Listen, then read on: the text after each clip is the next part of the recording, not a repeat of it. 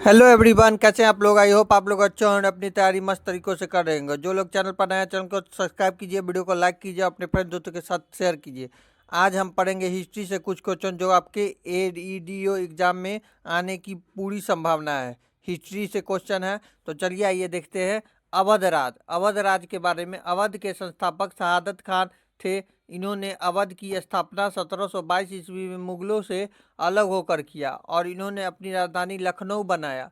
अवध के राजाओं को नवाब कहा जाता था। शहादत खान के समय 1739 ईस्वी में ईरान तथा एशिया का नेपोलियन कहा जाने वाला नादिर शाह ने अवध पर आक्रमण कर दिया, किंतु अवध धन दौलत से कंगाल था। अतः शहादत खान ने नादिर शाह को दिल्ली पर आक्रमण करने के लिए उकसा दिया। जब नादिर शाह दिल्ली को लूटने के बाद वापस शहादत खान के पास कुछ धन देने के लिए आया तो उसके डर से शहादत खान ने आत्महत्या कर ली। इसके मृत्यु के बाद उसके पुत्र सफदर जंग तथा सिराजुद्दौला के बीच उत्तराधिकारी के लिए युद्ध हुआ और सिराजुद्दौला विजय हुआ और नवाब बना। सिराजुद्दौला 1764 ईस्वी में के बक्सर के युद्ध में तिलगुट सेना में भाग लिया और पराजित हो गया। 1801 ईस्वी में अवध ने लॉर्ड बेलिजली द्वारा प्रारंभ की गई सहायक संधि का स्वीकार कर लिया। अवध के अंतिम नवाब वाजिद अली शाह थे, जिनका अंग्रेजों ने गिरफ्तार कर लिया था और अवध पर कुशासन का आरोप लगाकर उसे अंग्रेजों के क्षेत्र में मिला लिया और वाजिद अली शाह को कैद कर लिया, जहां उसकी मृत्यु हो गई। यही कारण था कि वाजिद अली शाह की पत्नी बेगम हजरत मजल ने 1857 ईस्वी के विद्रोह में भारतीय सैनिकों का अवध से नेतृत्व किया। विद्रोह समाप्त होने के बाद बेगम हजरत महल नेपाल चली गई और जहां उनकी मृत्यु हो गई। आइए देखते हैं अगला टॉपिक, कर्नाटक युद्ध। कर्नाटक के बारे में। कर्नाटक की स्थापना सादुतुल्ला ने किया। कर्नाटक पर अधिकार करने के लिए फ्रांसीसी तथा अंग्रेज आपस में लड़ गए और 3 युद्ध हुआ। प्रथम आंग्ल कर्नाटक युद्ध, जो 1746 ईस्वी से 1748 ईस्वी तक चला। इस युद्ध का कारण ऑस्ट्रिया के अधिकार को लेकर इंग्लैंड तथा फ्रांस के बीच युद्ध हुआ, जिस कारण उसकी कंपनियां भारत में युद्ध कर ली। ऑस्ट्रिया का उत्तराधिकारी का युद्ध एलासापा की संधि से समाप्त हुआ। इसी संधि के तहत भारत में प्रथम आंग्ल कर्नाटक युद्ध समाप्त हो गया। अब द्वितीय आंग्ल युद्ध कर्नाटक युद्ध हुआ, जो 1749 से 1754 ईस्वी तक चला।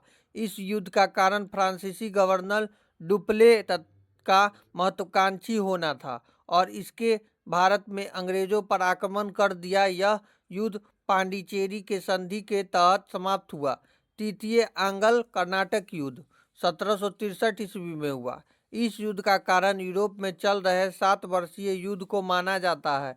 यह युद्ध इंग्लैंड तथा फ्रांस के बीच मुख्य रूप से हुआ था। इसी युद्ध के दौरान 1760 ईस्वी में बांडीवास के युद्ध में अंग्रेजों में फ्रांसीसी को बुरी तरह से पराजित कर दिया और भारत से फ्रांसीसी सत्ता लगभग समाप्त हो गई। यह युद्ध 1763 ईस्वी में पेरिस के संधि के तहत समाप्त हो गई। इस संधि के तहत चंद्रनगर तथा पांडिचेरी पर फ्रांसीसियों का अधिकार रहा। शेष क्षेत्र पर अंग्रेजों ने कब्जा कर लिया। पांडिचेरी की स्थापना फ्रांसीसी मार्टिन ने किया था, जो 1954 में भारत का अंग बना। अब देखते हैं मैसूर राज का वंश। मैसूर राज की स्थापना हैदर अली ने 1755 ईस्वी में किया। हैदर अली का एक योग्य शासक था।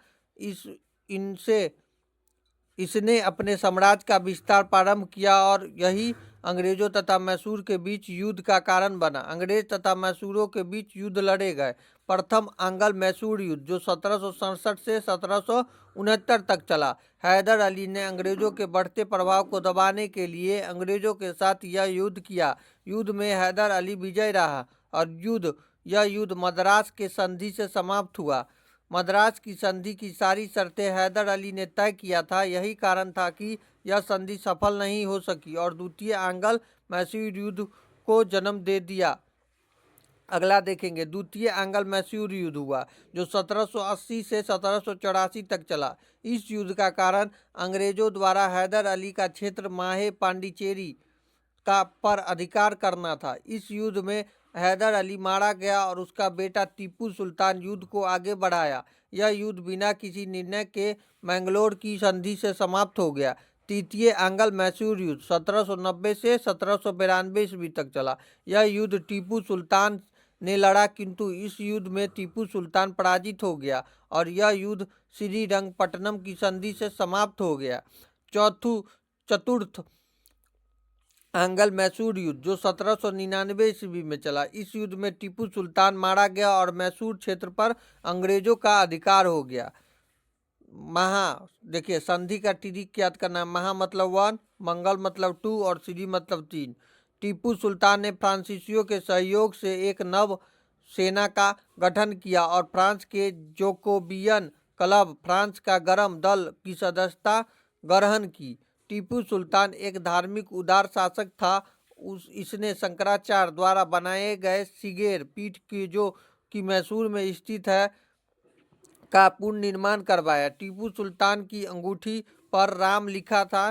टीपू सुल्तान के तोपों का आकार शेर की तरह था। टीपू सुल्तान कहता था कि 100 दिन के गीदड़ की जीवन से अच्छा है कि एक दिन शेर का जीवन जिए।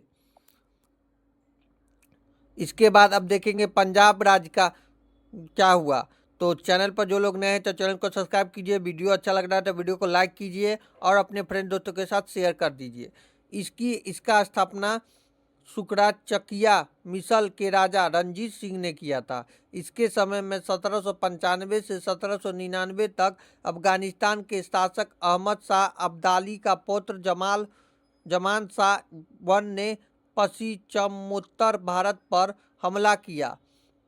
इस हमले के दौरान जमाल शाह के कुछ तोप चिनाब नदी में गिर गए थे, जिसे राजा रंजीत सिंह ने वापस जमान शाह को दे दिया। राजा रंजीत सिंह ने इस उदारता से जमान शाह प्रसन्न हुआ और लाहौर को उपहार में दे दिया।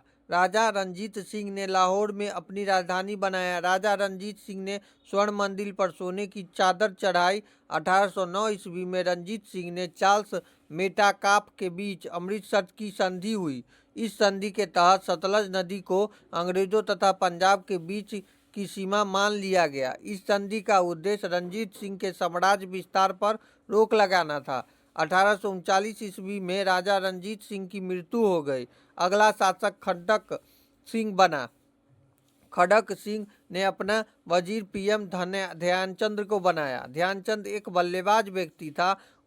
उसने अगले ही वर्ष 1840 ईस्वी में खड़क सिंह की हत्या कर दी।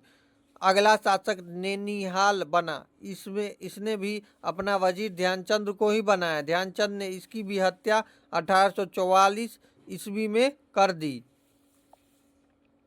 इसके बाद अगला शासक शेर सिंह बना, किंतु शेर सिंह की 1844 ईस्वी में मृत्यु हो गई और इसकी अल्पायु पुत्र दिलीप सिंह अगला शासक बना। अंग्रेजों ने पंजाब पर अधिकार के लिए दो युद्ध लड़े।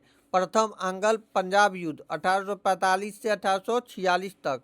इस युद्ध में अंग्रेजों ने विजय हुए और यह युद्ध भोरेपाल की संधि के तहत समाप्त हुआ। द्वितीय एंग्लो पंजाब युद्ध 1846 से 1849।